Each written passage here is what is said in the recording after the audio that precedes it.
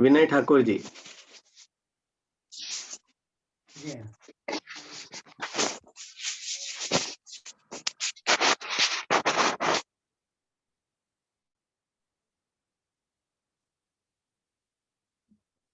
जी मैं शुरू करता हूँ।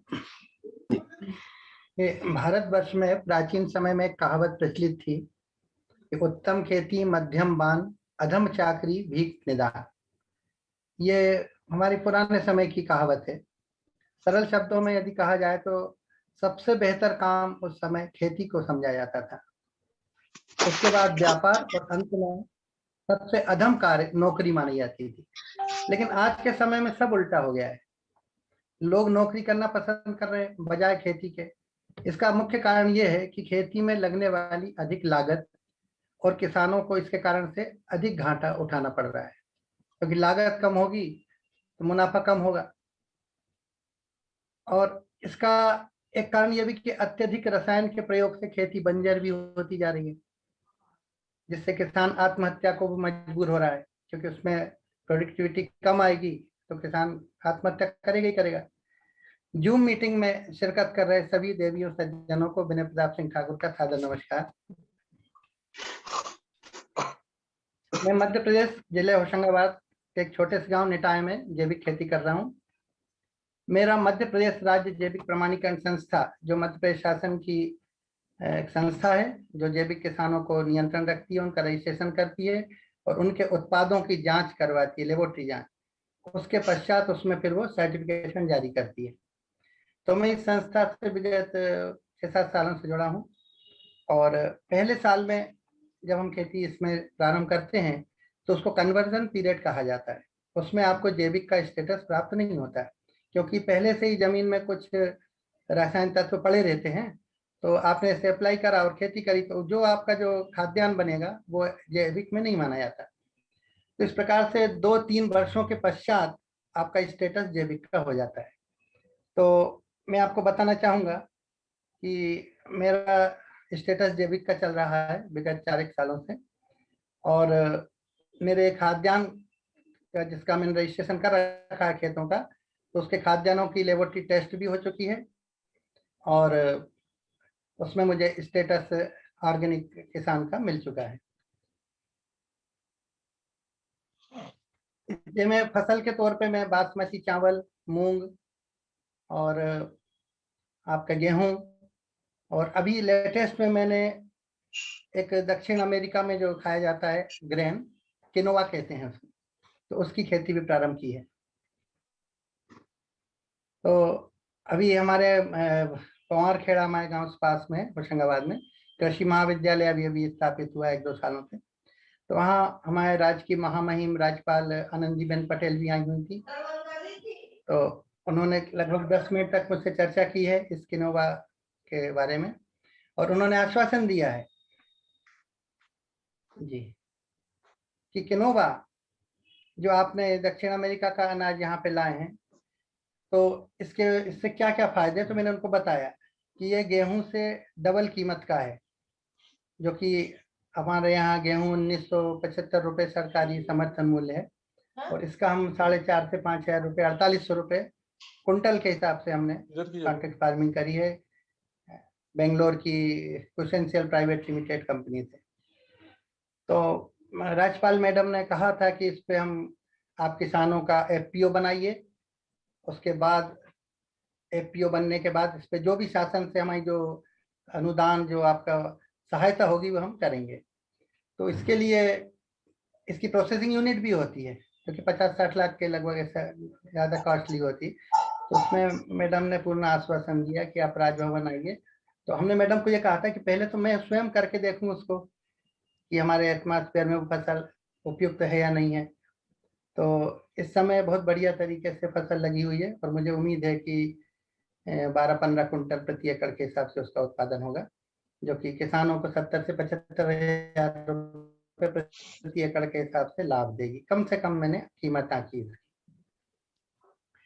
तो अब आता हूँ मैं सब्जेक्ट पे कि जैसे मैंने पूर्व में बताया था कि रासायनिक खेती से मृदा की स्थिति गिरती जा रही है, मृदा में मिट्टी की स्थिति गिरती जा रही है, खेत बंजर हो रहे हैं, हम अधिक उत्पादन के चक्कर में ये सब कर रहे हैं। नतीजतन अधिक रसायन के प्रयोग से हमारे स्वास्थ्य पर भी गलत असर पड़ रहा है।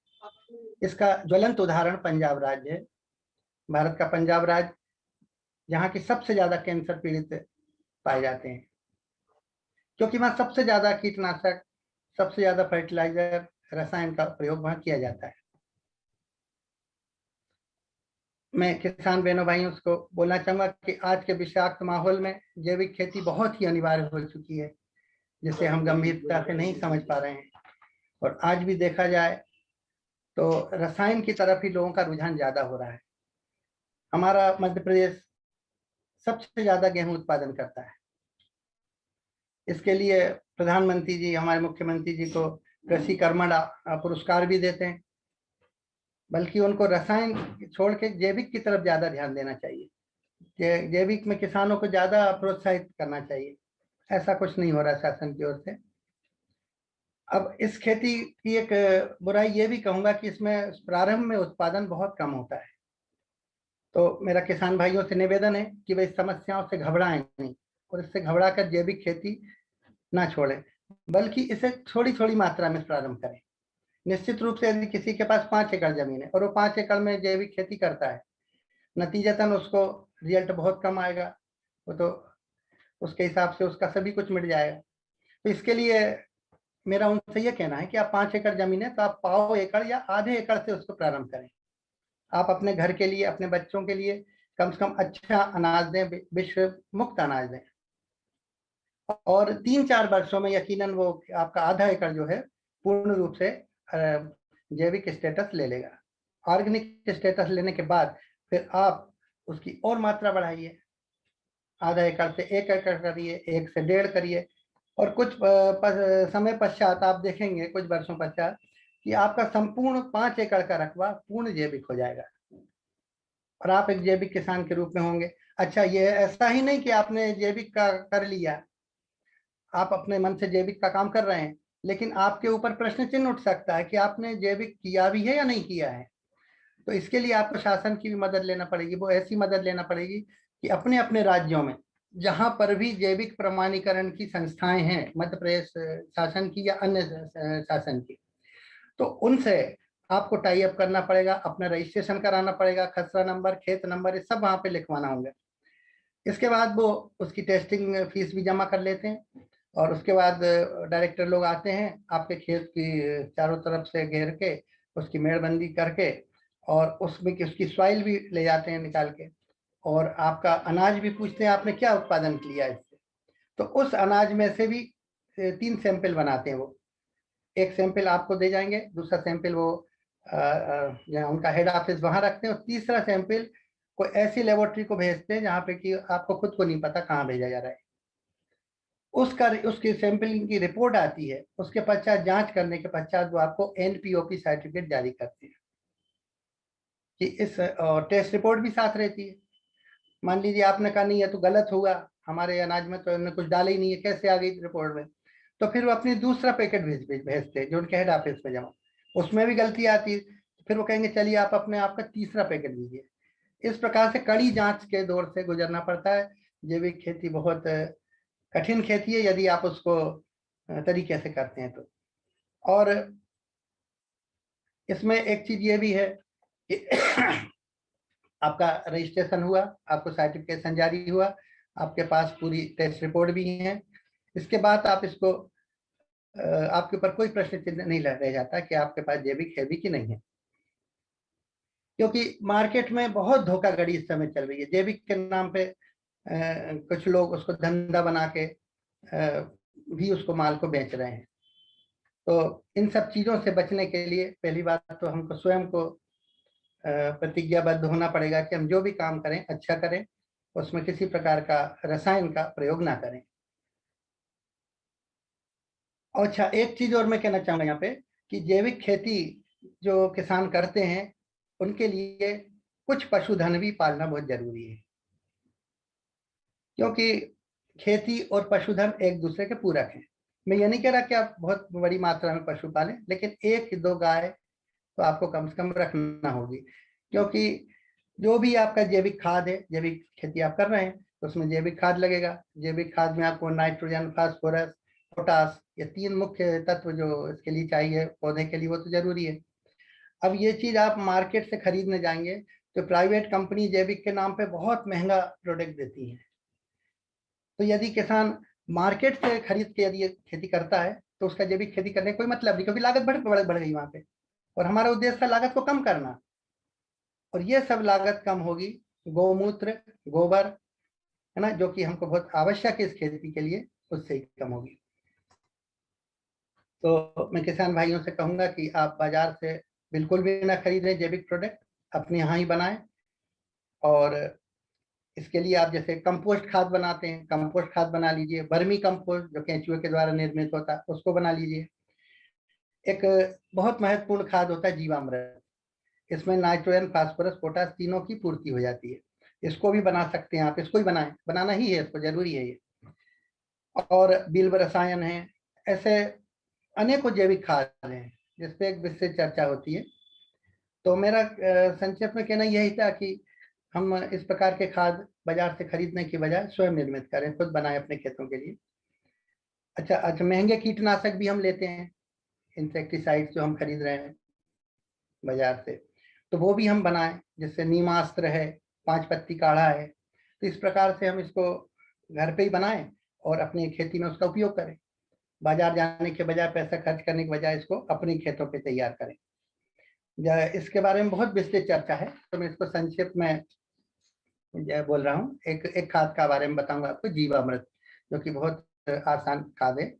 तो यदि किसान इसका प्रयोग करें तो अन्य खादों के से बच सकते हैं, जो रासायन खाद अपन डालते हैं उनसे बच सकते हैं। तो जीवामृत बनाने के बारे में मैं आपको बताऊंगा कि पौधे के लिए नाइट्रोजन, फास्फोरस और पोटास जो प्लांट के लिए बहुत अनिवार्य चीज है, तो उसको हम कैसे जीवामृत के द्वारा प्राप्त कर सकते हैं। जीवन का अमृत, जीवामृत। तो इसके लिए जिसमें आपको 1 एकड़ जमीन के लिए, 1 एकड़ खेत के लिए इसके डोज बताता हूँ कैसे तैयार करना है। इसमें 200 लीटर पानी का ड्रम लें आप, ये प्लास्टिक के ड्रम होना, कोई धातु का नहीं होना, कोई मेटल का नहीं होना। तो 200 लीटर का ड्रम प्लास्टिक के जो बाजार मिलते हैं उसमें से एक ड्रम लेके इसमें 200 लीटर पानी भर लेना है।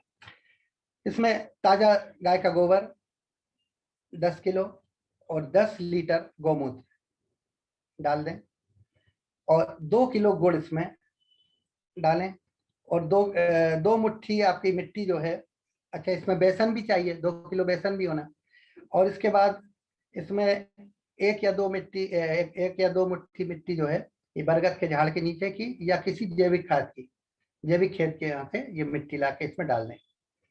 इसमें सूक्ष्म जीवाणु रहते हैं, उनका भोजन बेसन रहता है, और गुड़ जब मीठे में बहुत तेजी से ये फर्मेंटाइजेशन होता है इनका, सैकड़ों से, हजार से, लाख से, करोड़ से अरब, इस प्रकार से बहुत तेजी से ये बढ़ते हैं। और ये सब चीज मिश्रण को सुबह शाम, अच्छा इस मिश्रण को छाए में रखना है, धूप में नहीं रखना है, किसी या वृक्ष के नीचे रख दें या कोई आपका ऐसा शेड हो उसके नीचे रख दें। अब इस मिश्रण को एक लकड़ी की डंडी से सुबह शाम 10-15 मिनट घुमाना है। ये करीबन आपको 10 से 15 दिन इसमें लग जाएंगे। तो 10-15 दिन के बाद आपका जो ये खाद तैयार होता है, इसमें असंख्य जीवाणु रहते हैं, और 15 दिन बाद आप इसको इस पानी के माध्यम से उसमें डाल सकते हैं, खेतों में दे सकते हैं। जैसे आपका ट्यूबवेल चल रहा है, तो ट्यूबवेल के सामने एक नली के द्वारा उसमें पानी के साथ बहाएं उसको, तो वो जीवाणु धीरे धीरे करके पूरे खेत में फैल जाते हैं और उनका काम प्रारंभ कर देते हैं। प्लांट के लिए नाइट्रोजन, फास्फोरस और पोटास जो भी देना खाद वो देते हैं। इसके अलावा पौधों को और भी अधिक नाइट्रोजन चाहिए, तो उसके लिए भी बहुत सी विधियां हैं। मैं पूरा जिक्र करने लग जाऊंगा तो बहुत समय हो जाएगा, तो उसको भी हम दे सकते हैं। जैसे गाजर घास खरपतवार माना जाता है, उसको लोग किसान खेत से निकाल के फेंक देते हैं, लेकिन ये बहुत ही उपयोगी चीज है। इससे हम नाइट्रोजन तैयार करते हैं और उसको हम खेतों में देते हैं। मतलब मैं कहना चाह रहा हूँ कि छोटी छोटी चीजें जो आप खेतों से, बाजार से खरीद रहे हैं, उसको स्वयं ही बनाएं किसान, क्योंकि मैं सब कर चुका हूँ, ये इसलिए ऐसा आपको बता रहा हूँ। विगत 6-7 सालों से मैं इसका प्रयोग कर रहा हूँ और कर रहा हूँ, इसी प्रकार से खेती कर रहा हूँ। अब जैविक खेती का उद्देश्य तो यह था कि अपनी मिट्टी की उर्वरा शक्ति को बनाए रखें, और इसके साथ ही उत्पादन भी बढ़ाएं। प्रारंभ में तो उत्पादन कम होता है, मैं पहले कह रहा हूँ, इसलिए छोटे से रकबे से शुरू करें, उसको ज्यादा बड़े से ना करें। अच्छा, इसके बाद अपना जो प्रदूषण जो होता है वातावरण में, उसको भी रोकें, क्योंकि जो भी अपन स्प्रे करते हैं ये सब वायुमंडल में घूमता है, इसके नाक के द्वारा किसी द्वारा हमारे शरीर में पहुंचता है, और उसके द्वारा तो पहुंच ही रहा है, अनाज के माध्यम से मिट्टी भी खराब हो रही है, आपका शरीर खराब हो रहा है। तो इन सब चीजों से बचने के लिए भी आपको जैविक खेती करना जरूरी है। अच्छा, मानव संबंधी बीमारियों को भी दूर करना, क्योंकि ये तो आप जैसा खाएंगे वैसा ही आपका शरीर बन जाएगा, इम्यूनिटी पावर आपकी कम हो जाएगी। इस समय कोरोना काल में आपने देखा कि इम्यूनिटी पावर के लिए लोग क्या क्या दवाइयों का सेवन कर रहे थे। तो पहले तो मेरा मानना है कि सबसे पहले तो अपन जो खा रहे हैं भोजन वही शुद्ध खाएं, ये केमिकल युक्त भोजन का सेवन ना करें। कहने को ज्यादा चमकदार भी मिलेगा, केमिकल रहेगा उसमें, तो इस प्रकार से हम इन चीजों से बचें। और अत्यधिक उत्पादन भी इसमें गुणवत्ता वाला होता है और लागत भी कम होती है। तो किसान के लिए उत्तम गुणवत्ता वाला और लागत कम वाली चीज यदि मिलेगी तो निश्चित रूप से उसकी आर्थिक दशा सुधरेगी। इस प्रकार की खेती में एक चीज और है कि इसमें सिंचाई भी कम लगती है, मिट्टी पोली रहती है, काफी समय तक उसमें जल संधारण की क्षमता रहती है, तो वो भी मतलब उसमें बहुत अच्छे फैक्टर है कि इसमें पानी भी कम लगता है।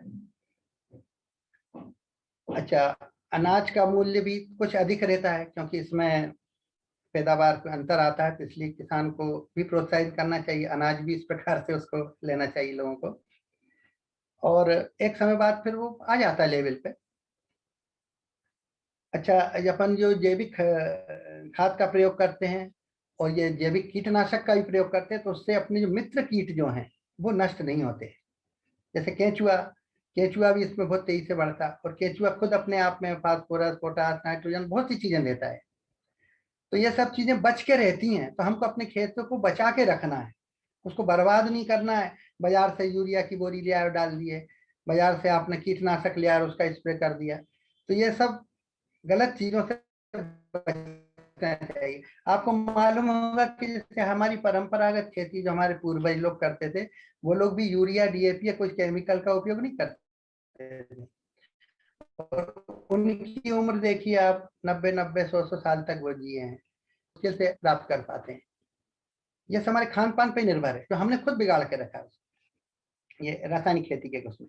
अच्छा, जो हम जो खाद प्रयोग करते हैं उसमें भूमि में नाइट्रोजन का स्थिरीकरण भी बढ़ता है, नाइट्रोजन का फिक्सेशन जो है अच्छा बढ़ता जाता है, तो उससे मतलब अपनी भूमि दिन पे दिन अच्छी होती जाती है, और रसायन से तो दिन पे दिन बंजर होती जा रही है, उल्टा ही परिणाम आ रहा है इसका।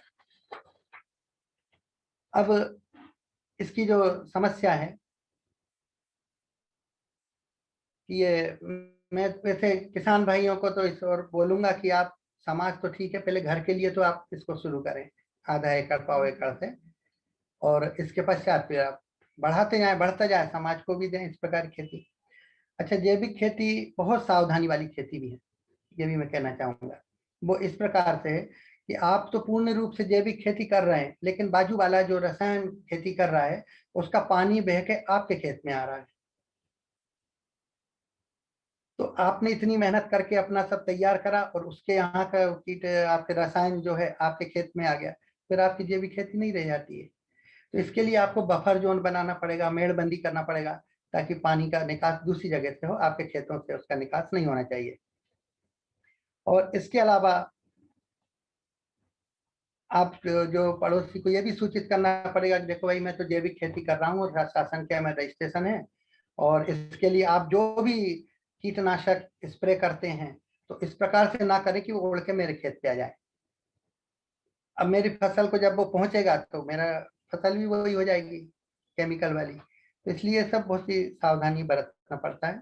और जैविक खेती तो धीरज और धैर्य का ही नाम है, धीरज बहुत होना, धैर्य बहुत होना। पता लगे इस साल मैंने करा, कुछ नहीं हुआ, तो बस मैं बुराई करके और मैं सिर्फ यूरिया, डीएपी डालना शुरू कर दिया, तो ये सब नहीं होना चाहिए।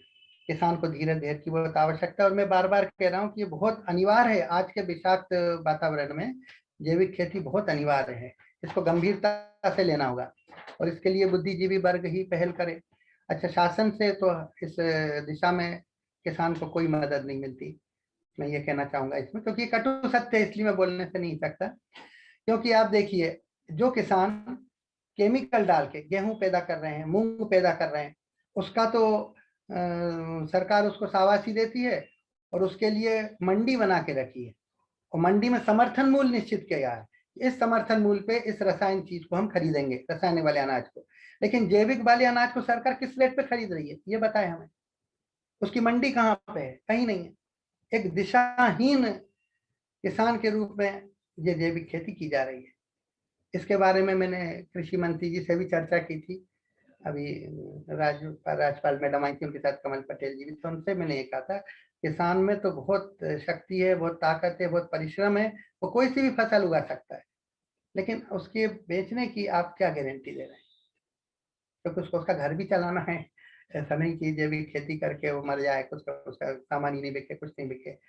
तो शासन से मेरा यही कहना था कि आप इसके लिए मंडी बनाएं, इसके समर्थन मूल्य बनाएं, कि भाई इसमें ये समर्थन मूल्य होता है। तो ये जैविक खेती में आने वाली दिक्कतें हैं जो मैं आपको बता रहा हूँ। तो समर्थन मूल्य पे शासन खुद खरीदे ना मंडी में, और उसके रेट कुछ अलग बनाए। जो भी समर्थन मूल्य शासन तय करेगा, उसमें किसान उसको जैविक खेती करके उसको देगा। निश्चितता तो है कि फलानी चीज हमारी मंडी में बिक जाएगी, लेकिन इसकी कोई निश्चितता नहीं है जैविक खेती की, उस कहाँ बिक रहा है। तो ये मैंने इससे पहले कृषि मंत्री बिसेन साहब थे, उनसे भी कहा था मैंने, लेकिन कोई फर्क नहीं पड़ा इन चीजों पे। कहने का मतलब ये है कि बहुत कठिन चीज है ये। राज्यपाल मैडम से भी बोला था, तो उन्होंने तो आश्वासन दिया था कि नहीं, हम करेंगे इस बारे में जैसा भी है। और बस इतना ही कहना चाहूंगा। थैंक यू सो मच आपका कोई प्रश्न? विनय Pratap Singh Thakur ji, thank you so much. हम आपको बहुत मतलब अच्छे से समझ पाए हैं कि आप एक बुद्धिमान किसान तो है ही, साथ में आपके अंदर वो जो मैनेजमेंट की गुण है वो भी आपके अंदर है। मतलब आपने राज्यपाल से बात की बेझिझक, आपने कृषि मंत्री से बात की बेझिझक। तो ये जो गुण है कि इंटेलिजेंस भी है, करेज भी है, ये दो कॉम्बिनेशन बहुत ही मतलब इम्पोर्टेंट कॉम्बिनेशन है। मैंने एक स्लोगन बनाया था, मैंने कि intelligence without courage is like a movie made but never released. तो मैं हमेशा मानती हूँ कि जिसके पास इंटेलिजेंस है, भगवान उसको करेज जरूर दे। मतलब जिसके पास बुद्धिमानी है उसके अंदर साहस जरूर दे। तो मैंने पाया कि आपके अंदर बहुत सारे गुण हैं। एक तो मैनेजमेंट, दूसरा आपके पास धैर्य भी है कि आपने जहां सारे किसान रासायनिक खेती के पीछे भाग रहे हैं, आप जैविक खेती के पीछे भाग रहे हैं, मतलब कर रहे हैं। इसके लिए हम लोग तहे दिल से आपको दुआ भी देते हैं कि आपका मिशन पूरा सक्सेसफुल हो। और हम अपने देश के लिए भी प्रार्थना करते हैं कि हमारे देश में 100% जैविक खेती आ जाए। मैं सोच रही हूँ कि भगवान भी सुन रहा होगा, क्योंकि हमारे हाथ इतने लंबे नहीं है कि हम प्रशासन को कन्विंस कर पाए, पर फिर भी वो भी रास्ता कभी ना कभी तो निकल जाएगा कि रसायनों से हमारे मनुष्य शरीर पे कितना नुकसान है, पक्षियों पे, पशुओं पे, पानी में, हवा में, मिट्टी में। अभी अनिल चिटनिस जी ने एक फोटो भेजा था कि रासायनिक खेती से जमीन कैसे बंजर हो रही है, उन्होंने पूरा फोटो दिखाया था, और जैविक खेती से कितनी अच्छी रह रही है।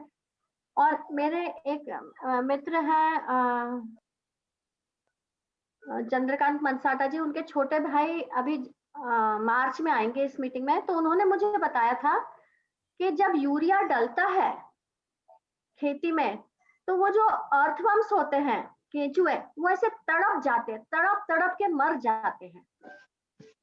आप ये देखिए, तो मैंने बताया था मेरे स्पीच में। जी जी। तो उन्होंने मतलब अपने चेहरे पे ऐसी मतलब भाव ला के बताया था कि वो केंचुए बिल्कुल तड़प तड़प के मर जाते हैं वो जब यूरिया डालते हैं। और मतलब जो बायोलॉजी का स्टूडेंट है वो बहुत अच्छे से जानता है और बायोलॉजी का भले ही ना हो कि खेती के लिए केचुआ बहुत जरूरी है। जैसे आपने एक सेंटेंस बोला था कि जैविक खेती कठिन है, तो मैं आपसे प्रश्न कर रही हूँ कि जैविक खेती कठिन क्यों है? क्योंकि 1960 के पहले तो हमारा देश 10,000 साल से वही खेती कर रहा था, पर अमेरिका और ब्रिटेन ने क्या किया, हमारे बीज बदल दिए, हमारी जो पौध है ना वो बदल दी। तो उनको उनका सामान बेचना था, इसलिए उन्होंने हमारा बेसिक्स बदल दिए। अब हमको बिना पेस्टिसाइड्स के करते नहीं आ रहा है, तो हमको इतना इंटेलिजेंस चाहिए कि हमारा ओरिजिनल बीज चाहिए जिसको पेस्टिसाइड्स की जरूरत नहीं है। तो मुझे ऐसा लगता है कि जैविक खेती करना ज्यादा आसान है, प्रोवाइडेड वो बीज करेक्ट हो जो हमारे पुराने जमाने के थे। इस पे आप कुछ बोलना चाहेंगे? हाँ, मैं ये कहना चाहूंगा कि आपने कहा जैविक खेती करना आसान था। ये सब पहले आसान था, क्योंकि पहले हमारे आजू बाजू जो भी किसान थे सभी जैविक खेती करते थे। यूरिया, डीएपी ये सब होता नहीं था उस समय। और अब आजकल क्या आ रहा है कि बाजू वाले के खेत का पानी भी आ सकता है ना। उसके अलावा जो जैविक खाद आपको स्वयं को घर बनाना है घर पे, तो आज क्या हो रहा है कि सीधे जाके यूरिया की बोरी ले आते हैं और डाल देते हैं। कौन खटपट करे, कौन जीवामृत तैयार करे, कौन गाजर घास से नाइट्रोजन बनाए, कौन दही से नाइट्रोजन बनाए। तो ये सब खटपट करने के ही मैं कठिन कह रहा था कि किसान ये सब नहीं करना चाह रहा है। तो सीधे सीधे मार्केट से प्रोडक्ट ले आता है, पैसे खर्च करता है और फिर बाद में कहता है कि मुझे कोई लाभ नहीं हुआ। इनपुट आप ज्यादा डाल दोगे तो फिर आपको आउटपुट कम मिलेगा। मैंने आपको कम से कम खर्च करना है ताकि आपको अधिक से अधिक लाभ लेना है। इस सेंस में मैं कह रहा था कि कठिन है, अन्यथा ऐसी कोई कठिन बात नहीं है उसमें। ये किसान को खटपट करना पड़ेगा। ये जी मतलब गाय का गौमूत्र इकट्ठा करना पड़ेगा, आपका खाद, आपका गोबर, फिर घी, आपका ये गुड़, इस प्रकार बेसन, ये सब चीज कलेक्ट करके 15 दिन तक उसको घुमाना, ये करना, तब जाके फिर आपका तैयार होगा। Thank you so much, thank you.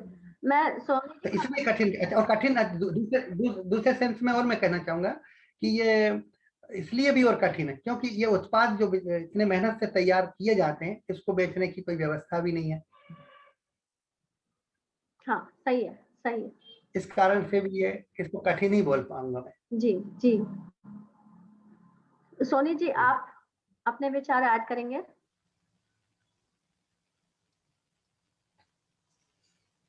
पूरी सभा को नमस्कार। आदरणीय विनय प्रताप जी से मेरी चर्चा पहले इस एपिसोड के ठीक पहले हो चुकी है, थोड़ी ब्रीफ थी। जैसा मैंने पाया था कि आप क्या क्या बता सकते हैं, वास्तव में आपने पूरी तरह से हमको समझाया है। कुछ बातें मेरे दिमाग में बनती है। सपोज मैं आज मेरा एक खेत स्पेयर कर दूं कि जैसे 2 बीघा का खेत है, अब मैं उसमें किस तरह से शुरुआत करूं कि वो खेती अभी नहीं तो 2 साल या 3 साल बाद, वो मतलब क्या मुझे क्रम उपयोग करना चाहिए जिससे वो खेत को जैविक खेत में मैं बदल सकूं। एक तो ये आप थोड़ा सा ब्रीफ करें। दूसरी दूसरी दूसरी दूसरी बात ये है कि अब गौमूत्र या गौ को रखना बहुत मुश्किल हो रहा है, क्योंकि ऐसी सुविधाएं समाप्त हो चुकी हैं। वो लोग ये कर सकते हैं जिन्होंने खेतों के बीच हमारे घर बना लिए हैं।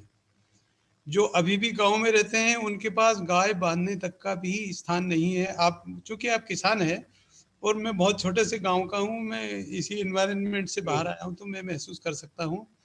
तीसरी बात यह है कि जो गोधन है उसको पालने के लिए चारा नहीं है, ये तो जानते हैं आप। मेड छोटी हो गई बहुत, और इस चारे की जगह या तो वर्सिम है या रचका है, और ये भी ये हमारा देश का खाद्यान्न था नहीं उनके लिए, फिर भी हम उसको वही खिलाते हैं क्योंकि घास है नहीं है। पूरा जितना भी पशुधन है सारा उसी पे, जो दुधारू हमारे पशु हैं वो सब यही खाते हैं। तो इसके लिए कुछ जो विकल्प आप समझते हैं वो भी बताएं कि इसमें ऐसे कैसे हो सकता है। तीसरी बात यह है कि आपने तो अपने स्वयं के एक्सपेरिमेंट से ये सब कर लिया, थोड़ी देर के मान लो कि एक ग्रुप में तैयार करता हूँ कि 10 ये किसान खड़े हैं कि हम करना चाहें, तो उनको टेक्निकल नो हाउ कहाँ से मिले, ये आपने कभी एक्सपीरियंस किया हो कि टेक्निकल नो हाउ से मेरा मतलब बीज कहाँ से मिलेगा और उस बीज की क्वालिटी क्या होगी, और उसके बाद उसको सोइंग के समय हमको क्या करना है, फिर सोइंग के बाद फिर उसकी निदाई गुड़ाई की समय क्या करना, ये टेक्निकल नो हाउ पूरी कंप्लीट प्रोसीजर में ये आपको कहीं टच में आया हो? क्योंकि मैं मेरे प्रश्न इसलिए आपको इम्पोर्टेंट लगेंगे कि ये भी वीडियो बन रहा है और ये हमारे डॉक्यूमेंट होगी और हमारी सनद होगी, ये लोगों के लिए गाइडेंस होगा। ये हम लोगों को जब ये इसको समराइज करेंगे तो ये लोगों को बता सकेंगे कि भाई आपने जो एक्सपीरियंस्ड किसान है उसने एक प्रोसीजर हमको दी है, तो ये आपका चूंकि रियली फील्ड वर्क का है और चूंकि आप ग्राउंड लेवल से जुड़े व्यक्ति हैं तो आप ज्यादा सही बता पाएंगे। ये 3 बात तो ये है। चौथी ये है कि आपने ये चीज कहाँ से जान ली कि दक्षिण अमेरिका में ये अनाज यूज होता है, और वो आपको कहाँ से मिले उसका बीज और कहाँ उसका प्रोडक्ट आप ले जाए, ऐसा थोड़ा सा ब्रीफ करें। सवाल तो बहुत सारे मेरे दिमाग में है पर ये 4 बड़े सवाल है, तो मेहरबानी करके इसका अगर उत्तर दें तो, क्योंकि मेरे पास छोटी मोटी जमीन है तो मैं हो सकता है कि सोचूं, मेरा माइंड मेकअप करूं कि मैं आपके पीछे हो लूं। धन्यवाद। सबसे पहले तो सोनी जी मैं आपको बधाई दूंगा कि आपने जैविक खेती करने का सोचा है, तो मैं आपको बहुत बहुत बधाई देता हूँ। अच्छा, आपने इसमें क्रम जानना चाहा है कि मैं किस क्रम से इस खेती को प्रारंभ करूं। तो सबसे पहले तो देखिए, जंगल में मोर नाचा किसने देखा। आप जैविक खेती करते जाएंगे कोई आपको मानेगा नहीं। तो मेरा कहना है आपसे कि आप सबसे पहले मध्य प्रदेश राज्य जैविक प्रमाणीकरण संस्था में अपना रजिस्ट्रेशन करवाएं। रजिस्ट्रेशन में जो भी दिक्कत आती है आप मुझसे संपर्क कर सकते हैं, मैं आपका रजिस्ट्रेशन करवा दूंगा, ठीक है ना। तो आप मेरे को ये बताइए, आपका जिला कौन सा पड़ता है? देवास जिले में है। हाँ, अरे तो आप तो बिल्कुल पास में ही है भोपाल के।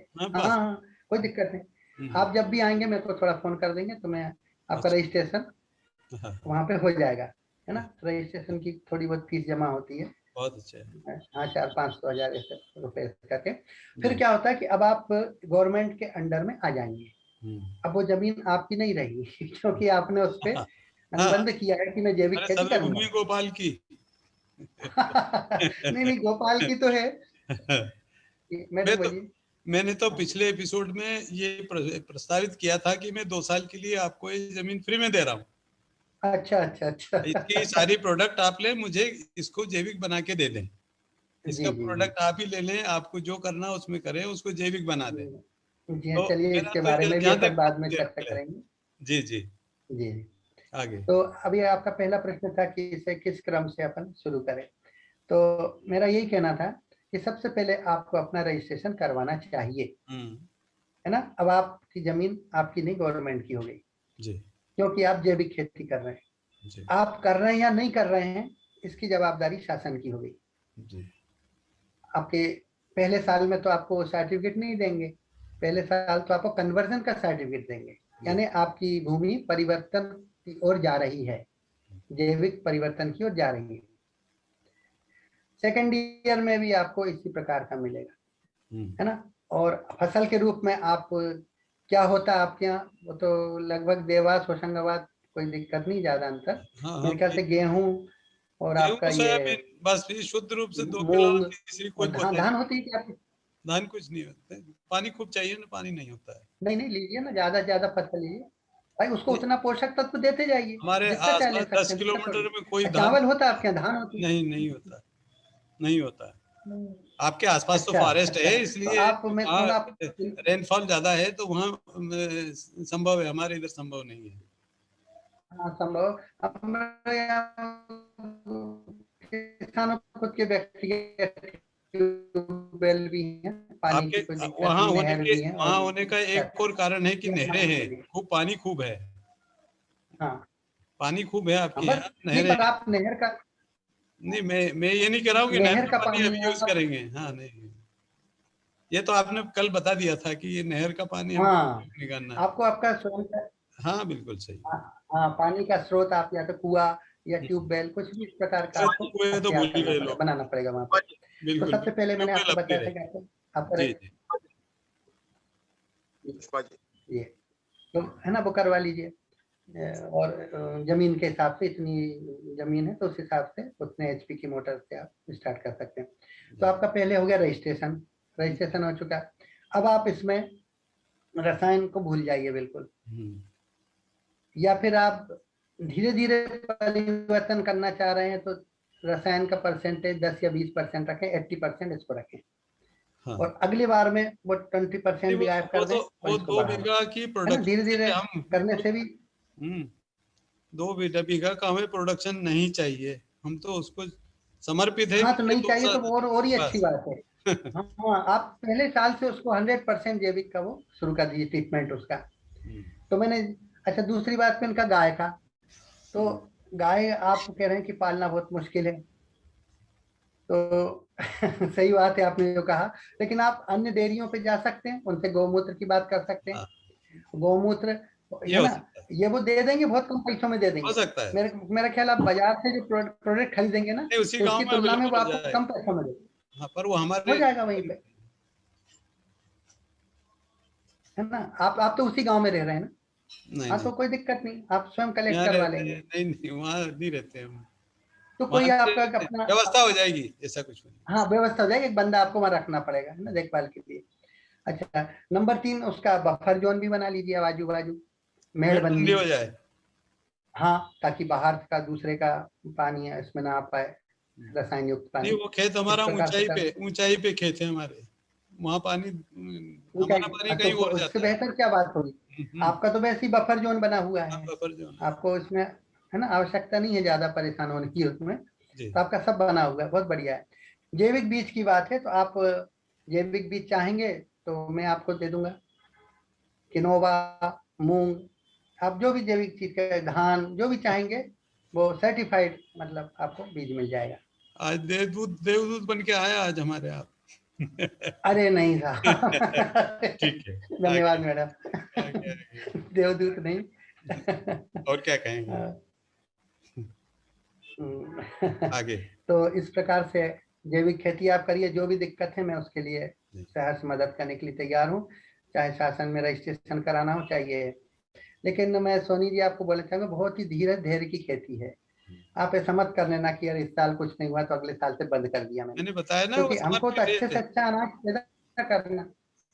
अभी इतना भंडार है कि हाँ, साल 2 साल अभी उसके बिना खा सकते हैं। अच्छे से अच्छा अनाज अपने, जी चलिए, थैंक यू हमारे सवालों का अपने को आपका बहुत अच्छे से बढ़िया अच्छा जवाब। गुणवत्ता वाला अनाज समाज में देना है। हाँ, क्योंकि हम लोग खेती कर रहे हैं ना, इसलिए हमारे ऊपर उत्तरदायित्व बन जाता है। यदि हम खेती नहीं करते तो हमारी कोई जवाबदारी नहीं थी, जो चल रहा चलने दो समाज में। इसलिए मैं थोड़ा शासन से भी लड़ लेता हूँ इस बारे में। तो ये तो हो गया गाय पालन का, तो आप कहीं भी डेयरी से गौमूत्र इकट्ठा कर सकते हैं। और फिर आपने 200 लीटर में बना लिया, 10 लीटर गौमूत्र दे देंगे आराम से वो लोग, और गोबर भी दे देंगे। और आपको गुड़ तो मिल ही जाता है बाजार में, बेसन मिल ही जाता है, बेसन के बजाय आप कुछ भी दाल, कोई सी भी दाल का उसमें आटा ले सकते हैं, आप प्रोटीन दे जरूरी नहीं कि सकते हैं, बेसन ही ले। प्रोटीन हो हाँ, जाएगा उनका भी ले सकते हैं। आपकी ये बारीक बारीक वो आती मटर जैसी, बटरी दलहन बटरी कुछ भी बोलते हो हैं इसको, सकती है। जी दलहन कुछ भी हो सकती है। अच्छा, और उसको यदि आप और पावरफुल बनाना चाहें तो उसमें आप माइक्रो न्यूट्रिएंट्स के लिए आप उसमें सरसों की खली भी डाल सकते हैं, आधा किलो या 200 लीटर का बनाएंगे तो आप एक एक पहले पाव डाल जमाने दीजिए। में अलसी की खली डालते थे। अलसी तो और भी अच्छी बात है, तिलहन मेरा मतलब, मैंने देखा है तिलहन बचपन में तिलहन। डालते हुए। हाँ हाँ, नहीं तो ये माइक्रो न्यूट्रिएंट्स बन जाएगा आपका, जी तो ये आपके लिए और भी ज्यादा फायदेमंद रहेगा और ये नहरों में उसमें इसमें। नीक में डाल दें, बहते हाँ हाँ, पानी नहीं में डाल जैसे दें, आप हाँ, सिंचाई इसी के इसी समय 200 लीटर बहते का पानी ड्रम। में डाल। हाँ हाँ, इसको जब आप उसकी टोटी खोल दें, है ना, और उसको जो आपका ट्यूबवेल है ना, ट्यूबवेल के धार के सामने छोड़ दें, हाँ तो बिल्कुल ठीक उसमें, है, हाँ, उसमें से वो वो फ्लो जाके में और धीरे चला धीरे, जाएगा वो। ठीक हाँ, है। उसमें जो बैक्टीरिया है पूरे खेत में फैल जाएंगे, बहुत जम पे फैलेंगे। और हर सिंचाई में ऐसे ही करिए ना, आपको जितनी भी सिंचाई दे रहे हैं उसमें 200 लीटर का ड्रम खोल दीजिए। मैं 200 कह रहा हूँ तो इसका मतलब 200 नहीं, आप चाहे तो 1000 का भी रख सकते हैं, 2000 का भी रख सकते हैं। मेरे पास जो फार्म पे है वो 12,000 लीटर का ड्रम। ड्रम नहीं, मैंने टंकी बना रखी है 8 फीट टंकी ऊंची। बनाई जा सकती है, ठीक है। हाँ पक्की, मैंने आरसीसी की आपने 12,000 लीटर की टंकी बना रखी, बनाई तो जा उसमें मैं बहुत ज्यादा स्तर पे तैयार कर लेता हूँ। सकती। और उसमें फिर 8 फीट ऊपर है, इसलिए बगैर मोटर के उसमें पाइप लगा के खेतों में उसको छिड़काव कर देते हैं। पाइप लेके मजदूर वर्ग उठा के उसको हाँ, छिड़काव कर ग्रेविटी देते से हो जाएगा, ठीक है। हैं। हाँ, तो ये तो बहुत अच्छा मैंने जमा हुआ सेटअप बता रहा हूँ मैं आपको। इस प्रकार से भी आप कर सकते हैं। जी। और आपने कहा कि किसानों की मदद, तो किसानों के लिए मैं मदद के लिए हमेशा तत्पर रहता हूँ, क्योंकि मैं भी किसानी में हूँ, इसलिए चाहता हूँ कि उनको कोई दिक्कतें ना आए। और अच्छे से अच्छा जो मेरे द्वारा जो भी मदद हो सकती है मैं करने को तैयार हूँ उनको, चाहे बीज का मामला हो, चाहे खाद का मामला हो, केंचुओं का मामला हो। केंचुए भी इसमें बहुत जरूरी है। तो केंचुए भी 2 जगह हमने देख रखे हैं। केंचुए तो कहाँ से मिलते हैं? ये हमारे एक मित्र हैं बैतूल में, तो उनसे यदि बोल देते हैं तो गाड़ी में रख के पहुंचा देते हैं वो। अच्छा। हाँ, वो तो ऑस्ट्रेलिया भी हुआ है, अभी शासन ने भेजा था उनको जैविक खेती के उसमें। पर ये 1 साल के बाद ही यूज हो सकता है, क्योंकि वो पहले साल में तो मर ही जाएंगे। अभी अभी वहाँ मौजूद है जमीन में, जो यूरिया अच्छा, मौजूद है वो तो उसको जिंदा रहने नहीं देगा। 1 साल के बाद लगेगा लगता है। नहीं वैसे भी डाल सकते हैं, वर्मी कंपोस्ट तो डाल सकते हैं आप, केंचुए हाँ, मत डालिए। कंपोस्ट डाल, केंचुओं द्वारा निर्मित खाद तो डाल सकते हैं आप उसमें, दूसरा मैं चलते वर्मी चलते एक कंपोस्ट। बात और पूछना चाहूंगा कि जैसे यहाँ पर इंदौर हमारा स्वच्छता के लिए नंबर 1 है, ये तो आप जानते ही हैं। ये कंपोस्ट हाँ, खाद भी ये तो बनाता पढ़ा है। है मैंने। ये जी कंपोस्ट हाँ, खाद भी बनाता है, वो पत्तों से जी और हाँ, या वनस्पतियां इकट्ठी करके बनाता है। तो ये हाँ, खाद हाँ, हाँ, भी इसमें बनाते हैं उपयोग ना। होता है। ये हाँ, ये भी हाँ, उपयोग होने लायक है। हाँ, कर सकते हैं ना, उपयोग कर सकते हैं। कचड़े से बना हुआ खाद। कचरे से। कचड़ा माने हाँ, ऑर्गन, हम्म, कार्बनिक कार्बन। हाँ, कार्बन। आपके शरीर में, आपके खेतों में जितना कार्बन होगा उतनी अच्छी आपकी जमीन मानी जाएगी, उतनी अच्छी जैविक जमीन मानी जाएगी। उसमें फिर कोई दूसरे खाद की जरूरत नहीं है, उसमें इतना कार्बन पड़ा हुआ है, तो आपको नाइट्रोजन, फास्फोरस, पोटास, ये हर प्रकार के तत्व देने के लिए नाइट्रोजन का सक्षम स्रोत होगा। सबसे बढ़िया है वो, चलिए। सबसे बढ़िया। अरे हम तो नाइट्रोजन का स्रोत इसको मानते हैं, आपका क्या बोलते हैं, गाजर घास को। हम्म। आप ना माने तो ऐसा करके देख लेना कि 2 किलो 2 किलो गाजर घास, मतलब गाजर घास निकाल लेना आप खेत से, हाँ, और उसको आप चाप मशीन द्वारा काट लेना, हाँ, कुट्टी जैसा काट लें। पुट्टी जैसा उसको बना लीजिए हम्म। 2 किलो। और जी। 20 लीटर पानी में डाल के, हम्म। 20 लीटर पानी ले लीजिए, उसमें उसको डाल दीजिए 2 किलो को। और जी। उसमें 20 ग्राम फिटकरी, फिटकरी अच्छा, अपन फिटकरी। जैविक उपयोग कर सकते हैं। हाँ, फिटकरी डाल फिटकरी सकते तो हैं। फर्मेंटेशन रोकती है। नहीं, नहीं, नहीं, सुनिए तो आप, फिर हम्म। ये क्या करती है कि 15 दिन के बाद, हम्म। 15 दिन तक इसको चलाते रहिए। अच्छा। 15 दिन के बाद आप देखेंगे कि इसका जो आपने जो गाजर घास डाला था पूरी तरह से उसमें सड़ गया है। हाँ, हाँ। अच्छा, एक एक थोड़ा सा एक चीज और आप बताना चाहूंगा आपको कि बेस्ट डिकम्पोजर का नाम सुना है आपने? नहीं, नहीं सुना है। नहीं सुना? ये जैविक अनुसंधान केंद्र गाजियाबाद में डॉक्टर हाँ, चंद्रा ने हाँ, ये इसका निकास किया। यूट्यूब पे कभी देखा था मैंने कहीं। अभी देखा था ना, आपको ध्यान हाँ, होगा। यूट्यूब तो पे कहीं ये देखा। तो और भी अच्छी चीज है, जैसे मैं पानी ये पानी बार संस्कृति बार ने कर हमें रहा हूँ। ऐसी आदत डाल दी कि उसके बारे में कुछ न कुछ जानकारियां निकालते रहते हैं। हाँ, हाँ, यूट्यूब पे तो देखा आप था। ये बेस्ट गुड़ वाला डिकम्पोजर का प्रयोग प्रयोग भी कर उसमें सकते हैं। बताया था। हाँ, तो जैसे कंपोस्ट करना, किसी को इकट्ठे करना और डिकम्पोजर में विघटित करना, तो वो डिकम्पोजर क्या बहुत जल्दी सड़ा देता है। हम्म। उससे हम जीवामृत और घन जीवामृत भी बनाते हैं, मैंने गोबर पे भी उसका छिड़काव कर देते हैं। तो हम्म। बहुत जैसे कि जैविक खाद बनने में आपको कंपोस्ट खाद में वो तो 6 200 महीने लीटर दो में साल 200 ml काफी है, 200 लीटर में ऐसा बताया हाँ, था। दो दो आपको 2 2 साल लग जाते थे, साल साल हम्म। भर लग जाए इसको सड़ाने में। वो जल्दी लेकिन आप बेस्ट डिकम्पोज बेस्ट करता है। डिकम्पोजर को डाल देंगे हम्म। और अल्टी पल्टी कर देंगे, तो आप मानिए कि 1 महीने के अंदर आपका खाद बन के तैयार हो जाएगा। ये बहुत बड़ी रिसर्च इन्होंने की है डॉक्टर चंद्रा ने। हम्म। वो बधाई के पात्र है वो भी इसके लिए, किसानों के लिए। तो इस प्रकार से सहायता मिलती रहती है अपने को, किसानों को, जो वैज्ञानिकों द्वारा, डॉक्टरों के द्वारा, शासन द्वारा नहीं कहूंगा इसमें। और इस प्रकार से अच्छा, अगली चीज आपने मुझसे पूछा था कि आपको ये अन्य फसलों की जानकारी कैसे हो जाती है, जैसे कि अ, आपने किनोवा का पूछा है ना। इससे पहले मैंने एक फसल और लगाई थी, तो मैं इस प्रकार से आपको बताना चाह रहा हूँ कि मेरा नाम जो है नेट पे इन्होंने डाल रखा है मध्य प्रदेश शासन ने, क्योंकि मैं जैविक कृषक हूँ, जैविक कृषकों के नाम डाल रखे। अच्छा।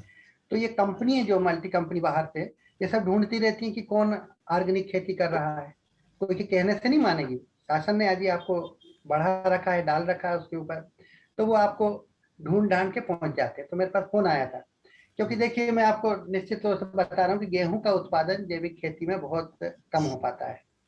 तो मैं उसका विकल्प सोच रहा था बैठ के, तो उसी समय बेंगलोर से फोन आया मेरे पास कि आप हमारे लिए जैविक में ये किनोवा का उत्पादन देंगे क्या करके। तो मैं तो तैयार था ही पहले से ही, तो मैंने उससे हर उनकी बात मान ली और उनके साथ मेरा एग्रीमेंट हुआ और मैंने उनको 100-150 कुंटल किनोवा देने की बात करी। उन्होंने 4,800 रुपये प्रति कुंटल के हिसाब से रेट तय कर दिया। हाँ, उनके साइन मेरे साइन सब हो गए, गवर्नमेंट स्टाम्प पे पूरा लिखा पढ़ी होगी। ये मैंने स्टाम्प राज्यपाल मैडम को ही बताया था इस प्रकार से। उन्होंने कहा था इसको एसडीएम को दे देना, जो भी जैसा भी हो। लेकिन वो कंपनी वाले बराबर फोन करते रहते हैं, फसलों की फोटो लेते रहते हैं, कैसा आया क्या आया करके। तो मैं यही बताना चाह रहा था कि गेहूं की तुलना में देखिए हमें तो पैसों से मतलब, किसान को तो पैसे होना। तो अब ये गेहूं तो हमारे 1975 दे रहा है, किलो 4800 रुपये दे रहा है, तो क्या बुराई है इसको लगाने में। तो इसके लिए मैंने मॉडल फार्म तैयार करा है। तो उसकी मॉडल फार्म तैयार कर रखा है। प्रति एकड़ वो उपज गेहूं हाँ, की उपज उन्होंने 15 से 17 कुंटल प्रति एकड़ बोल रहे हैं गेहूं जैसी वो लोग। इतना तो गेहूं के लेकिन मैं इस बात को भी, गेहूं का भी इतना ही। हाँ, तो मैं इसको इतना नहीं मान रहा हूँ। हाँ, मैं तो मान रहा हूँ केवल 10 कुंटल भी हो गया हमारे यहाँ वो अनाज, और उसकी हमको 5,000 रुपए कुंटल रेट मिलता है, तो 50,000 रुपए प्रति एकड़ का अनाज हो जाता है। उसमें यूरिया डीएपी कुछ डलेगा नहीं, तो ये पूरे खर्चे आपके बच रहे हैं उसमें, है ना। तो वो तो आपको वैसे ही 60-70 हजार रुपए एकड़ के हिसाब से पड़ जाएगा। यदि किसान को इस प्रकार से मिलने लगे तो फिर किसान कहाँ फिर गरीब रह गए। बिल्कुल सही कह रहे हैं। तो मेरा ये प्रयास था, ये मैंने महामहिम से यही बोला था कि हमारा प्रयास चल रहा है। तो आनंदीबेन पटेल मैडम ने कहा था कि बहुत अच्छा प्रयास है, आप करिए, इसके लिए फिर राजभवन आइए। फिर अपने कमल पटेल ने भी कहा था कि आप इसको जब हो जाए हम सबको बुलाइए उसमें, और किसानों को ही बुलाइए, और जब सब किसान देखेंगे अपने आंखों से कि इनने इस पे उत्पादन लिया है ना, तो फिर वो भी करेंगे कोशिश। तो वो कंपनी जो हमसे मात्र हमें 7-8 एकड़ के लिए, 10 एकड़ के लिए इतने दूर से वाहन भेज रही लेने के लिए, ट्रांसपोर्ट के लिए, जब उसको यहाँ पे 200-400 एकड़ में मिल जाएगा ये किनोवा, तो वो तो शहर से तैयार हो जाएगी। किसानों का भला भी होगा, कंपनी का भी होगा, और फिर किसान की आर्थिक स्थिति में सुधार होगा। ये मेरा ऐसा संकल्प था कि इस प्रकार से कुछ नई फसल करके करें। एक मैंने जर्मनी की फसल और थी कैमोमाइल करके, तो उसको भी लगाया था, तो उसका भी मतलब 50 से 60 हजार रुपए कुंटल उसका रेट है। कैमोमाइल क्या होता है, फ्लावरिंग होती है, पौधे, छोटा पौधा रहता है, इसमें से अपने रात रानी वाली ये आती ना, कौन सी है, सदाबहार फूलों की, इस प्रकार से उसमें फूल, हाँ हाँ, तो उसमें 12मासी भी कहते हैं। तो इस प्रकार से पौधे, उसमें बहुत सारे फूल लगते हैं, तो उसमें फूल को तोड़ने की टेक्निक रहती है। बस फूल तोड़ के और उसको फिर वो लोग 40 से 50 हजार रुपए कुंटल के हिसाब से ले लेते। मैंने थोड़ा सा प्रयोग किया था उसमें। तो इस प्रकार से बहुत सी फसलें हैं जो कि हमें लगाना चाहिए, और जो परंपरागत खेती, हम गेहूं बना भी लें, हमारे मुख्यमंत्री जी दिल्ली में जाके शाबाशी भी ले लें, लेकिन उस गेहूं को जो बहुत मात्रा में होता है, सरकार भी खरीदने में अक्षम हो जाती है। फिर बाद में जब ढेर भंडारण तो कर लेती है, उठा के फिर बहाती है इधर उधर, फ्री में 1-2 रुपए किलो में देती है। कुल मिला के मतलब गेहूं सक्सेस नहीं हो पाता, ज्यादा मात्रा में कोई भी चीज लगाएंगे सक्सेस नहीं रहेगी। तो इसके लिए हमको कंपनियों से टाई अप करके और दूसरे प्रकार की फसल लगाना चाहिए। मैं जिज्ञासा रखता हूँ नई नई फसलों के बारे में, और मैं क्या रखता हूँ, कंपनी खुद मेरे को उठा के बोल देती, वहां से फोन कर देती, पहले आप आगे पहले आए, उसके बाद कारवां आपके पीछे चल रहा है। बहुत बहुत धन्यवाद आपको। अरे नहीं नहीं, ऐसा कुछ नहीं है, सही है बिल्कुल। हाँ हाँ सही है बिल्कुल। प्रकृति ने सोच लिया है कि जी मैडम, हम विनय जी के थ्रू हो, तो सारा लाइन बहुत अच्छी चल रही है। मैं रविंद्र पहलवान जी को आमंत्रित करूंगी कि वो अपने विचार रखें।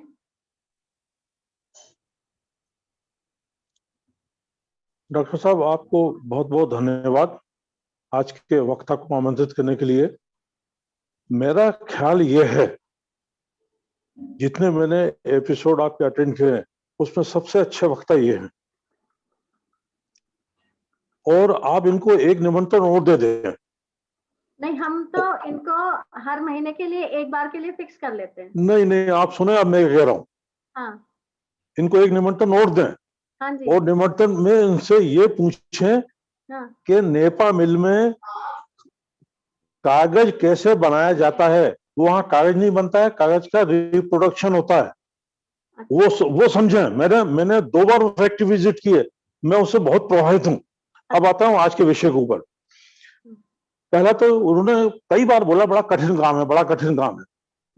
आपने बोला नहीं, कैसे कठिन है, पहले होता था हमारे। वास्तव में कठिन काम है। कठिन काम वो करता है जो पगडंडी बनाता है, जो फेयर वेदर रोड बनाता है। राजपथ बनने के बाद तो कोई भी अपने कार्य लेके पहुंच जाता है। तो ये पगडंडी बना रहे हैं, कठिन काम है, बिल्कुल करना चाहिए। और लेकिन ठाकुर साहब, आप अकेले नहीं है, मेरे पास कोई खेती की जमीन नहीं है, लेकिन मैं नैतिक रूप से आपके साथ जुड़ा हुआ हूं, और मेरे जैसे बहुत सारे लोग जुड़े हुए हैं। आपने जिस पवार खेड़ा की बात करी, मेरा ख्याल ये है कि मैं आपके गांव भी आया हूं। पवार खेड़ा से जो रास्ता बैतूल की तरफ जाता है, उस रास्ते पे निकला हूं। और जिस कृषि महाविद्यालय का आपने वर्णन किया, जिस कृषि महाविद्यालय का आपने जिक्र किया है, उस कृषि महाविद्यालय के पहले डीन मेरा छोटा भाई था। जब वो कृषि महाविद्यालय जब वो बना, तो उसके पहले डीन मेरे छोटे भाई थे। अच्छा, अब इसके ऊपर आप एक खाली वक्ता नहीं है, आप प्रैक्टिकल आदमी हैं। कैसे काम करना है, क्या काम करना है, कहां से काम करना है। देखिए, जब आप रास्ते पर निकलते हैं, जब आप काम करते हैं, तो मार्ग अपने आप मिल जाते। आपने कहा मेरे को टेलीफोन आया था, टेलीफोन नहीं, आपने मार्ग ढूंढा, आपको वो मिला। वो कैसे होगा, कहां होगा, कितना मेहनत करनी पड़ेगी। पहले हमको देखिए, मैं आज तक तैरना क्यों नहीं सीख पाया। मैं तैरना नहीं सीख पाया कि मैंने सोचा था कि जब मैं तैरना सीख जाऊंगा तब पानी में कूदूंगा। मैं कभी पानी में कूदा नहीं, तो कभी तैरना नहीं सीखा। पहले पानी में तो कूदो भैया, 4 एकड़ में लगाना, 10 एकड़ में लगाना, अरे एक प्लाट पे लगाओ, शुरू करो। और वो आपने कर दिया है। मैं आपको इस ग्रुप की ओर से, संस्था की ओर से बधाई देता हूं। आप अच्छा काम कर रहे हैं। थैंक यू पहलवान जी। आपके आशीर्वचन हम सबको बहुत प्रोत्साहन देते रहते हैं, और आपका हमारे ग्रुप में होना ही एक बहुत बड़ा हमारे लिए संबल है। मैं पुरी साहब को आमंत्रित कर रही हूँ। पुरी साहब प्लीज अपने विचार रखें।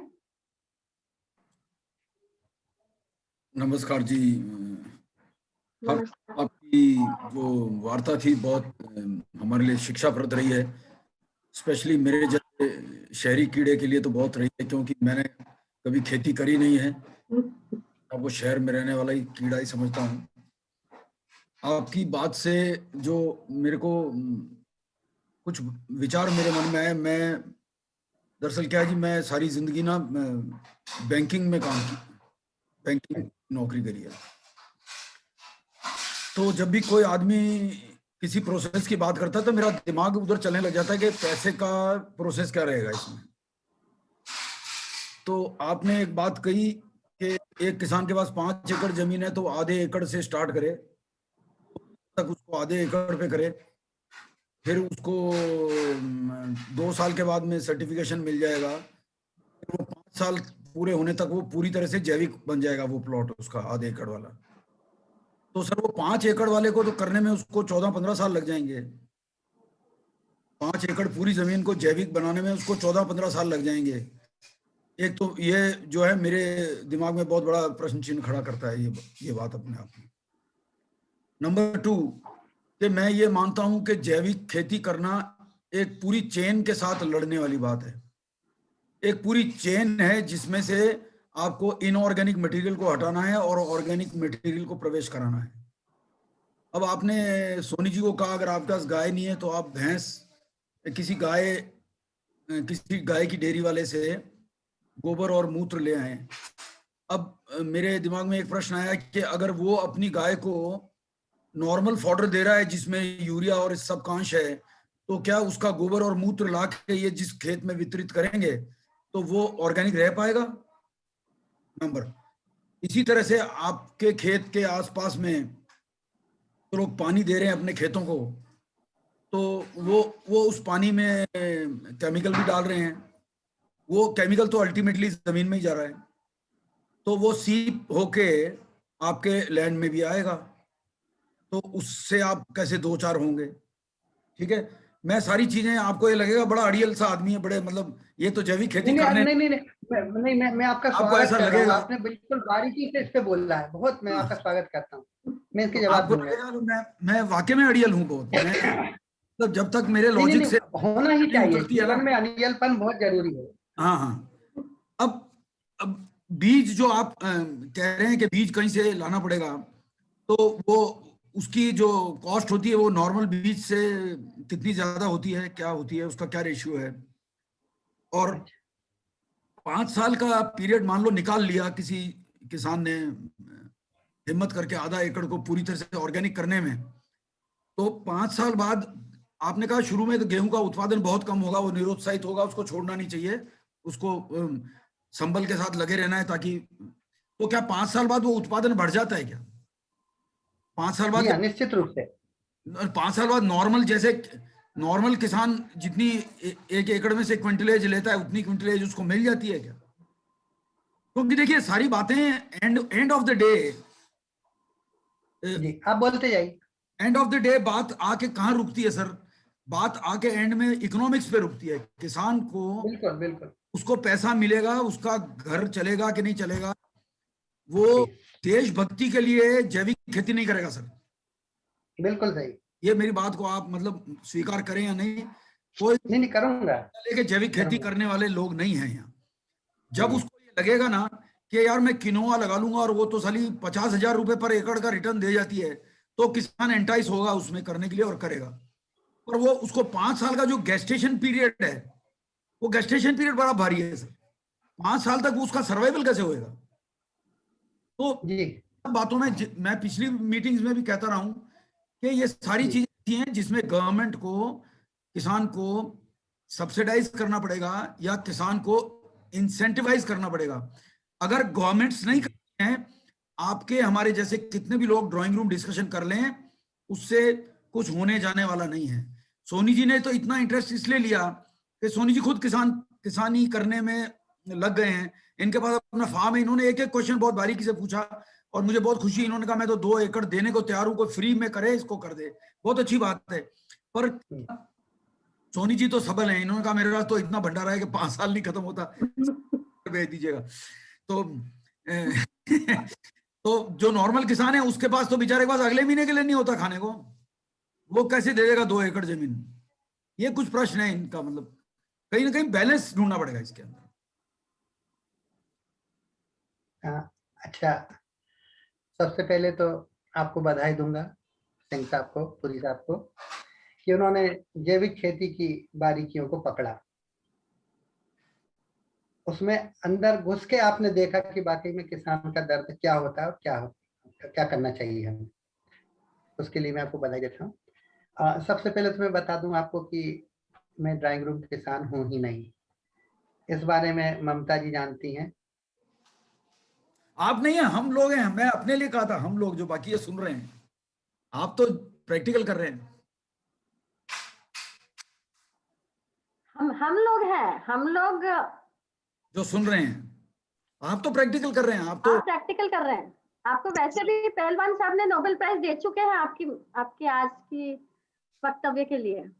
पुरी साहब, इसीलिए मैंने बोला था कि हमको किसी न किसी किसान को ही अडॉप्ट करना पड़ेगा, तभी हम तो आगे बढ़ पाएंगे।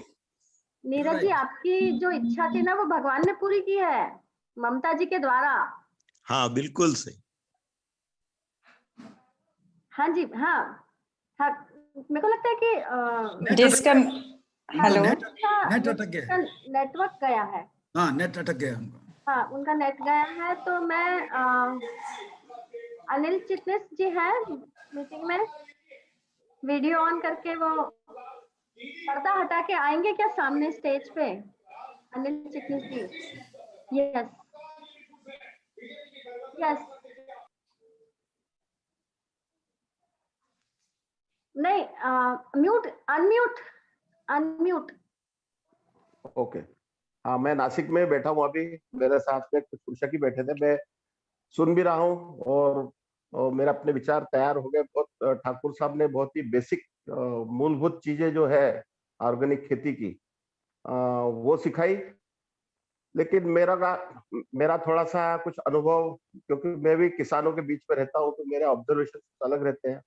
अब मेरी उम्र, अब मेरी और हमारी उम्र सब अभी, हमारी उम्र जो है, लेकिन अभी जो नए लड़के खेती कर रहे हैं, जो जिनके पास एंड्रॉइड फोन है, तो ये लोग ज्यादातर ड्रिप, ये लोग ज्यादातर ये सब जीवाणु स्लरी वगैरह ये ये कुछ बनाते नहीं है, क्योंकि आपने बोला ये काफी कम्बसम मेथड है। गोबर डालो, 15 दिन तक उसको निकालो, उसमें ये डालो, उसमें ये बरगद की मिट्टी डालो। तो और दूसरा कंपैरिजन केमिकल है, लेकिन बीच की भी अवस्थाएं कुछ है। मेरे हिसाब से जहर के अलावा हमें जमीन की भी वो देखना चाहिए, जमीन का पीएच कैसा है, क्योंकि ये जो जैविक खेती है उससे ऑर्गेनिक कार्बन बढ़ता है। ऑर्गेनिक कार्बन बढ़ाने के लिए हम बहुत सालों से खेती कर रहे हैं, तो उसमें से ऑर्गेनिक कार्बन अगर नहीं है, तो वो ऑर्गेनिक कार्बन बढ़ाने के लिए हमें इस तरह की ग्रीन मैन्योरिंग भी कर सकते हैं। दूसरा, आजकल ड्रिप आ गया है, ड्रिप। और अगर किसी के पास पशुधन नहीं है, तो वो माइक्रोबियल कल्चर भी यूज कर सकता है, क्योंकि वो कॉन्सेंट्रेटेड फॉर्म में रहते हैं। अगर हम एक ट्रक भर गोबर खाद लाते हैं, तो गोबर यानी क्या है, वो ट्रक भर के वो उसका मलिदा है, लेकिन उसको सड़ाने गलाने का काम कौन करता है? एक छोटा सा माइक्रोब करता है। तो आजकल माइक्रोब अच्छे सेफ अकाउंट में, अच्छे स्ट्रेन के जो स्ट्रांग रहते हैं, जमीन में अच्छे मल्टीप्लाई होते हैं, और उसके कल्चर भी मिलते हैं। और वो थोड़े से कल्चर भी आप इस स्लरी के अंदर यूज करो, तो आपके पास गाय भैंसे अगर नहीं भी हो, लेकिन गोमूत्र अगर कहीं बाजार में मिल जाता है। और सबसे पहले तो हमारी छोटी भी जमीन हो, उस जमीन का पीएच अच्छा करना जरूरी है। तो ये ठाकुर साहब ने जितनी भी चीजें बताई, ये बहुत ही बेसिक चीज है, जिससे आपकी जमीन सुधर जाएगी। एक बार जमीन सुधर जाएगी तो उसमें उपजाऊपना आ जाएगा। एक बार उपजाऊपना आ जाएगा तो आप उसके अंदर कुछ भी बोइए, उसका परिणाम बहुत आपको अच्छा ही मिलेगा। और निश्चित रूप से वो जहर मुक्त रहेगा, रेसिड्यू फ्री रहेगा।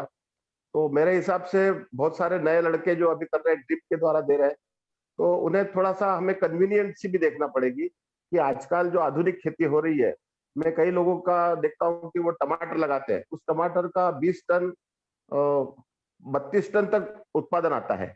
अब मुझे बताइए, ये इतना सारा जो उत्पादन लेते हैं वो, तो निश्चित रूप से उसको न्यूट्रिशन भी देना पड़ेगा। हम सिर्फ स्लरी वगैरह दे के या सिर्फ गोबर खाद दे के तो कुछ कर नहीं सकते। तो कुछ चीजें ऐसी है कि कुछ चीजें अपने को न्यूट्रिशन मैनेजमेंट में करना पड़ेगी। और जो आपके बहुत, मैंने आपको बताया था, जो लाल डायमंड वाले जहर है, पीले डायमंड वाले जहर है, वो हम उसको दूर रखें। तो हमें थोड़ा सा सिलेक्टिविटी होना चाहिए, थोड़ी सी अभ्यास होना चाहिए। दूसरा, हमें किसी ने बोला कि हमें जाने नहीं है, उसका एक क्रॉप शेड्यूल बना लीजिए।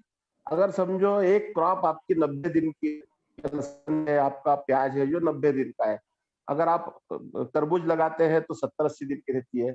अगर कोई फल वाली क्रॉप है तो वो 150 दिन की रहती है, 200 दिन की रहती है टमाटर।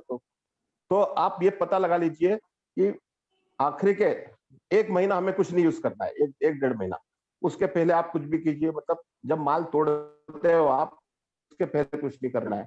और जो बहुत मामूली चीजें हैं जहर वगैरह की, वो आप बेसिकली शुरू में आप थोड़ा सा यूज कर सकते हैं, लेकिन उसके बाद आप एक बार फूल और फल आना चालू हो जाए, उसके बाद जहर टोटली बंद कर दीजिए। और बहुत सारे माइक्रोबियल प्रोडक्ट मिलते हैं।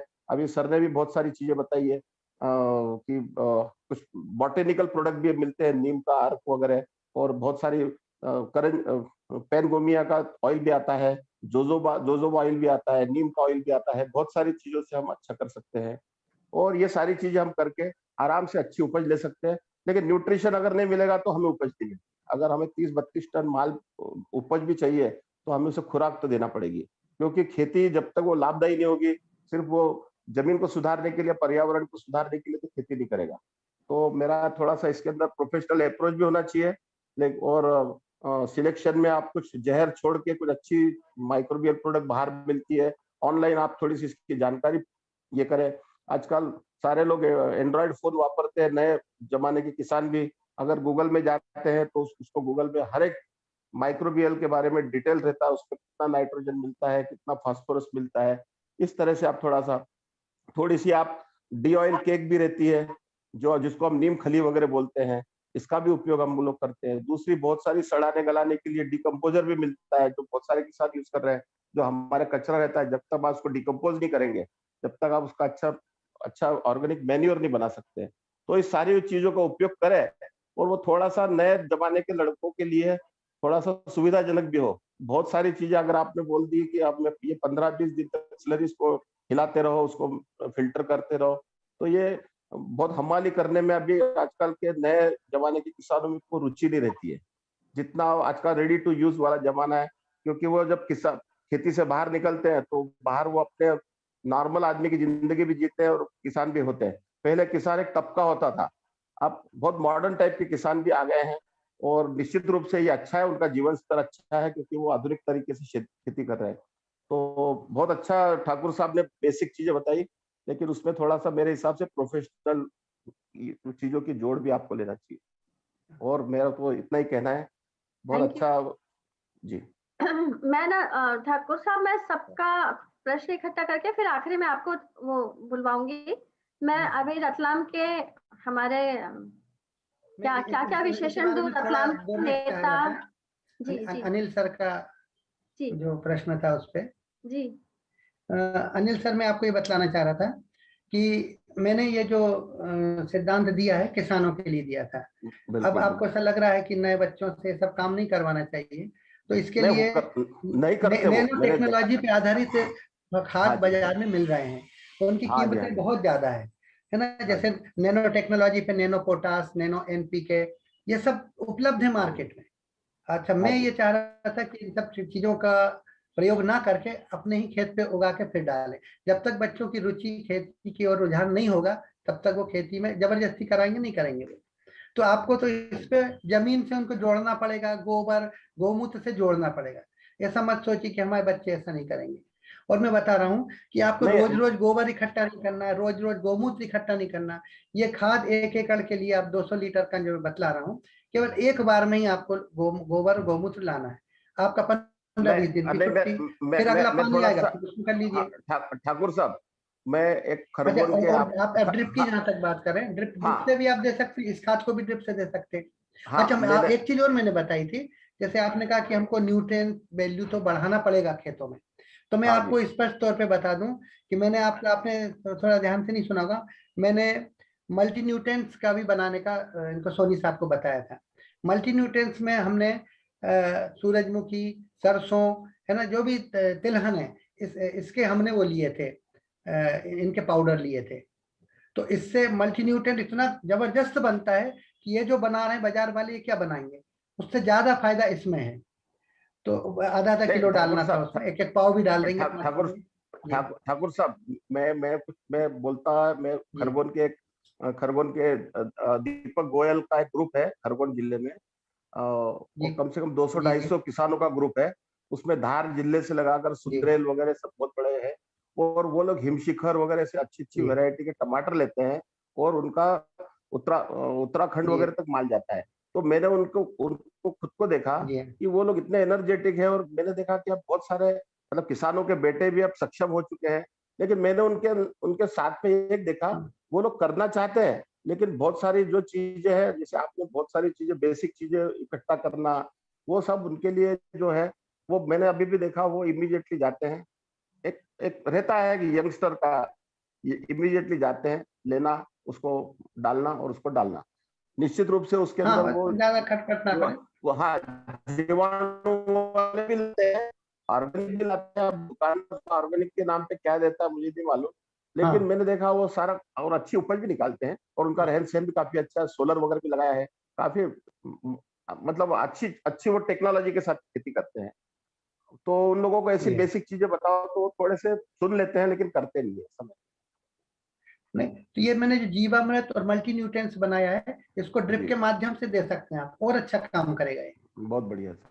मैं बाजार की चीज खरीदने से मना इसलिए करता हूँ कि उस पर लोड ना पड़े आप पे, और ये उससे अच्छा शुद्ध आपके द्वारा बनाया हुआ रहेगा ना, तो इसके रिजल्ट और अच्छे आएंगे आपके।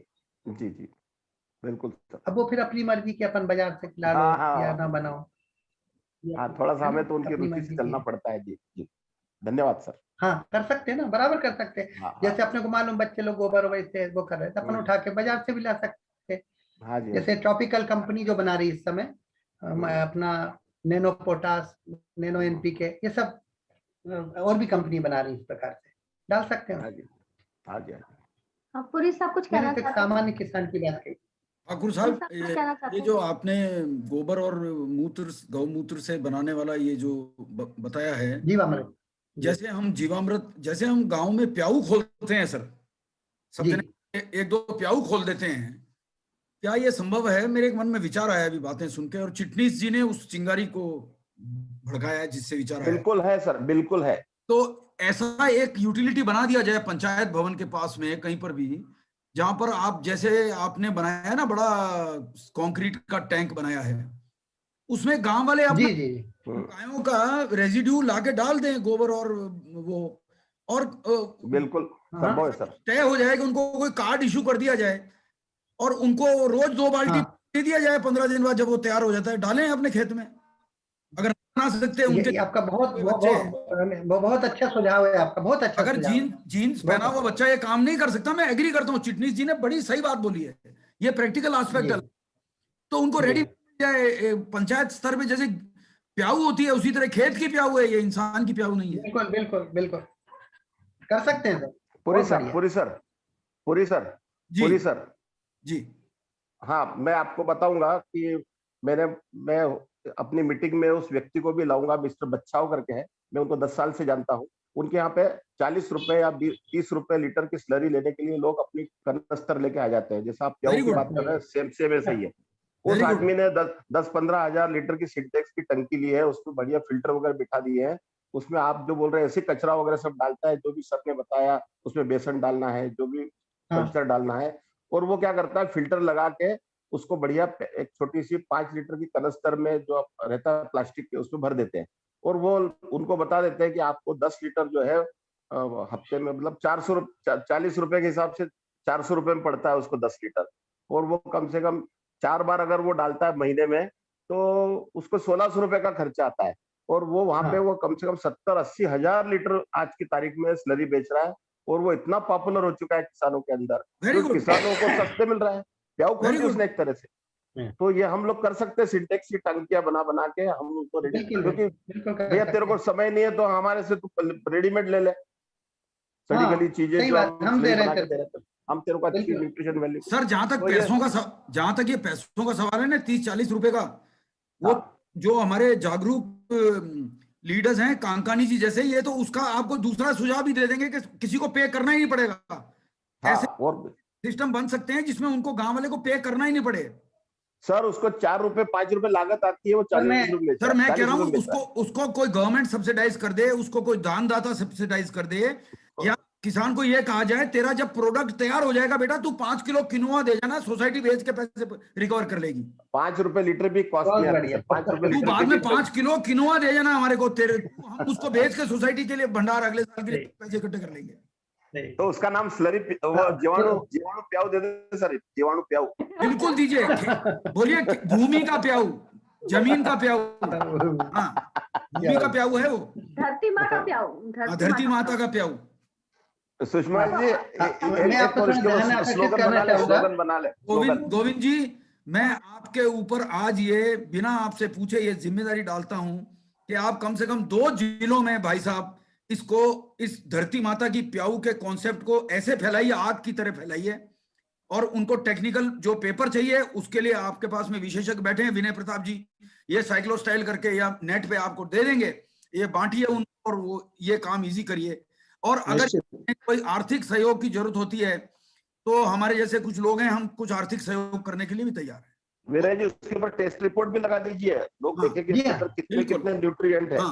2 जिलों में भी कायाकल्प अगर आपने कर दी तो सर आपकी तरह ये खबर फैलेगी और फिर सब जिले होड़ में लग जाएंगे करने के लिए। और इंदौर में भी चाहिए, इंदौर में भी चाहिए, हम भी अपनी छत पे सब्जियां उगाते हैं, हमको भी चाहिए। हाँ नहीं बहुत बड़े गार्डन, किचन गार्डन। विनय प्रताप जी शहर का कोई आदमी लेने आए ना तो 100 रुपए कनस्तर से सस्ता मत देना, गांव वाले को फ्री में देना, शहर वाले को मत देना, हर बाकी मैं तो आपको दूसरा बता कर दूं, देते हैं। हमारे के कपड़े पहन के जाएंगे फिर। हाँ नहीं मैं आपको बता दूं, बच्चों को अपनी मीटिंग में लाता हूँ, मैं अपनी मीटिंग में हाँ, एक उनको मिनट, इनवाइट करता लाइए हूँ। लाइए सर। निश्चित रूप से लाता हूँ। अच्छा हाँ, मैं आपको बताना चाह रहा हूँ कि मेरे पास जो 12,000 लीटर का टैंक है, उसमें जो भी आता मेरे यहाँ देखने, जो भी, तो मैं उनको फ्री ऑफ कास्ट ही देता हूँ। वाह वाह, मैं जीवामृत के पैसे नहीं लेता हूँ। बहुत बढ़िया, इसलिए नहीं बहुत लेता हूँ कि आप भी इसको ले जाइए, इसमें गुड़ और बेसन डाल के इसको और मल्टीपल करिए, हाँ इसको मल्टीप्लाई बढ़ाइए होगा। आप और अपने बहुत खेतों में उपयोग इसलिए करिए। तो हम देवदूत उसके कह मैं रहे हैं पैसे नहीं आपको। लेता। बहुत अच्छा। हाँ, बाप रे, नहीं मैंने मेरी उसके पैसे तरफ मैं से नहीं लेता भारत रत्न का उपाधि दे दी है विनय जी आपको। हाँ, नहीं, जैसे मैं आपने गोविंद पानी को बोल बताना दिया ना, चाहती हूँ।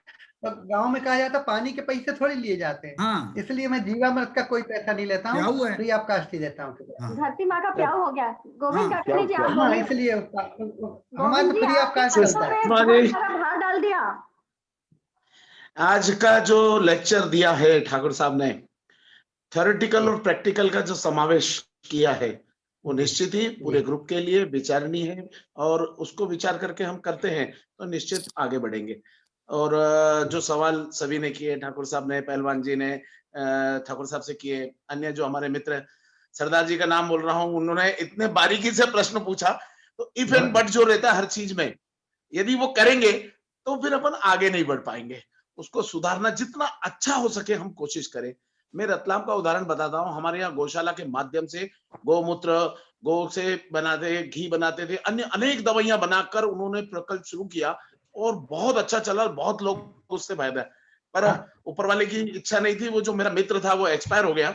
अन्यथा उनकी दवाई के कारण अनेक बीमारियां, जो सुषमा जी आप करते हो देशी प्रयोग, वो प्रयोग उन्होंने अनेक बीमारियों पे किए और हमने उनसे सीखा कि गाय के घी से क्या क्या बीमारियां, माइग्रेन से लेकर और पांव के दर्द, घुटना का दर्द, सब दूर करने का बहुत सरल सरल उपयोग उन्होंने गाय के घी के माध्यम से बनाए।